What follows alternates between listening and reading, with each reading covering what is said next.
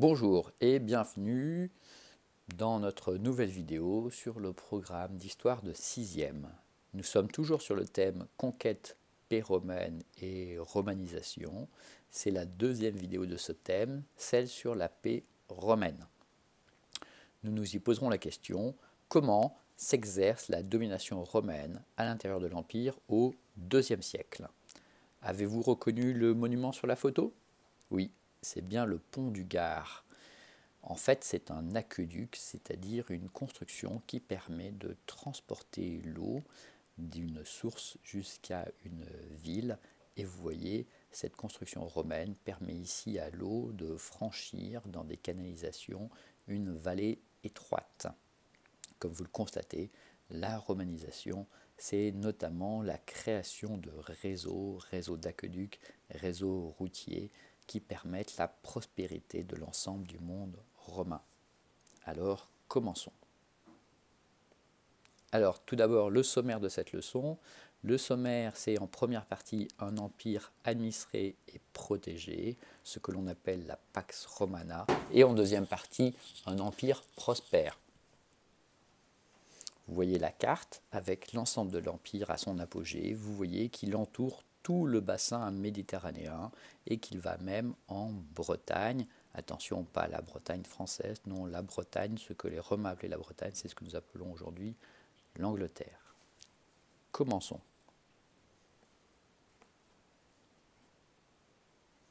Alors, tout d'abord, un empire administré et protégé, la Pax Romana.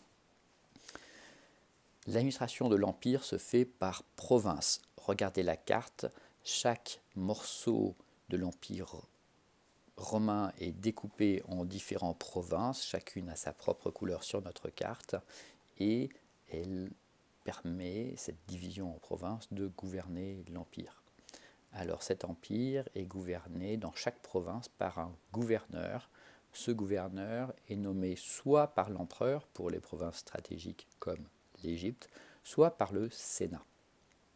Que fait le gouverneur? Eh bien, le gouverneur, il administre la province, il lève les impôts pour Rome, il rend la justice dans les cas graves, et parfois il fait construire les monuments utiles comme les aqueducs. Dans cette mission, il est aidé par des fonctionnaires romains, mais qui sont peu nombreux. Enfin, les provinces sont divisées en cités. Alors vous vous souvenez des cités grecques?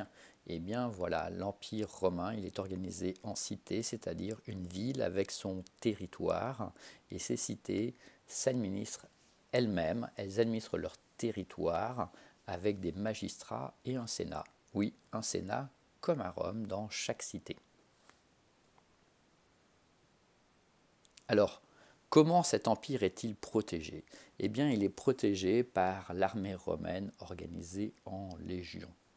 Au IIe siècle après Jésus-Christ, il y a environ 30 légions dans l'armée romaine, chacune stationnée dans une partie de l'empire. Elles sont souvent stationnées près de la frontière que les Romains appellent le lime. Alors cette frontière, elle est parfois très fortifiée, notamment dans tous les endroits où il n'y a pas de barrière naturelle suffisante pour protéger l'Empire. Vous voyez sur notre image deux photos du mur d'Adrien. Adrien est un empereur romain qui a décidé de faire construire ce mur qui est au nord de la province de Bretagne, donc de l'Angleterre actuelle, et qui la sépare du pays des Scots, qui deviendront plus tard les Écossais.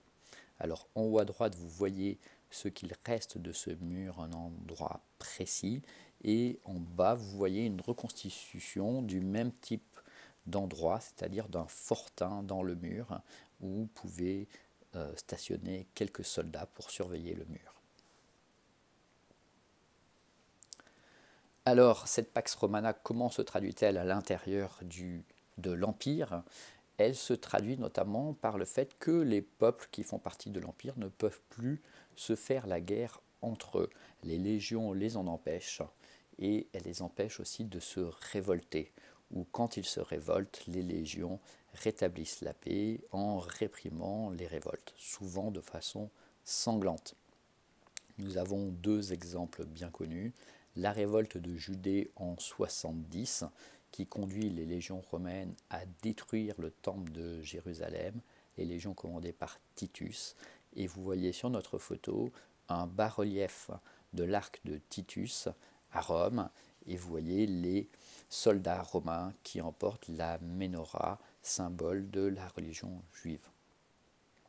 Eh bien, il y a une deuxième révolte en Judée en 135, toujours menée par les Juifs, et elle est, là encore, réprimée dans le sang par les légions romaines, qui s'assurent que les peuples restent soumis à Rome et ne se révoltent pas. Alors, cette paix romaine, elle conduit à une grande prospérité. Cette prospérité, elle se traduit tout d'abord par une augmentation de la production. La production matérielle augmente partout dans l'Empire romain, notamment la production minière, la production artisanale, ainsi que la production agricole. La civilisation romaine est une civilisation matérielle brillante, où les gens disposent de biens et de meubles nombreux, plus nombreux qu'avant, et plus nombreux même qu'après, quand l'Empire aura disparu. Pour les Romains riches, c'est encore plus confortable. Les Romains riches se font construire de vastes domaines agricoles que l'on appelle des villas. Vous voyez sur notre image un exemple de villa avec ses différentes parties. Alors la villa, c'est à la fois cette maison à la campagne, avec ses parties pour le travail, ses parties pour le loisir, mais c'est aussi l'ensemble du domaine agricole qu'elle possède, avec des terres, avec des bâtiments destinés à l'exploitation agricole, qui permettent soit de faire du blé, du vin, de l'huile, notamment de l'huile d'olive au bord de la Méditerranée. Vous voyez, c'est un des symboles de la prospérité romaine. Autre symbole de la prospérité romaine, le développement du commerce lointain. Alors le monde romain se couvre d'abord de routes pavées. Vous avez la petite image de la coupe en tranche de la route pavée romaine. Vous voyez, ce n'est pas un simple chemin, c'est une route avec différentes couches superposées les unes sur les autres qui permettent sa solidité et sa durée. Je vous rappelle que l'on retrouve encore dans nos campagnes les voies pavées romaines un peu partout. Elles ont traversé le temps. En plus de ces voies pavées romaines, il y a les voies fluviales et les voies maritimes. Comme vous le voyez sur la carte à votre droite, eh bien, vous avez des voies fluviales et des voies maritimes qui relient les points de l'Empire entre eux, qui traversent bien sûr toute la mer Méditerranée, mais qui vont aussi, comme vous le voyez, dans l'Atlantique et qui se prolongent, là on ne le voit pas, qui se prolongent dans la mer Rouge pour apporter les marchandises venues des mondes lointains. Donc vous voyez, l'Empire romain, c'est tout un réseau de transport qui permet le commerce à longue distance, qui permet d'échanger des produits qui sont réalisés dans des régions spécialisées et qui permettent ainsi de jouer des complémentarités entre les régions, celles qui peuvent produire du vin, celles qui peuvent produire de l'huile d'olive, celles qui peuvent produire du blé, celles qui produisent des minerais, celles qui permettent d'avoir des esclaves. Alors cet empire romain prospère, il a sa capitale qui est évidemment Rome. Rome, c'est la ville modèle pour l'empire, c'est la plus grande ville de la Méditerranée, elle compte certainement à peu près 1 million d'habitants à ce moment-là. Eh bien, Rome s'est couverte au fil des siècles de monuments. Vous voyez un morceau de la ville de Rome sur cette maquette et vous voyez une ville donc très grande avec des grands monuments. On reconnaît le Colisée, on reconnaît un aqueduc, on reconnaît le Cirque Maximus tout en longueur en bas de l'image. Eh bien, Rome est donc couverte de tous ces monuments, dont voici quelques exemples. En haut à gauche, le théâtre de Marcellus. En haut à droite, les thermes de Caracalla. Vous savez, les thermes, ce sont les endroits où les gens allaient prendre des bains.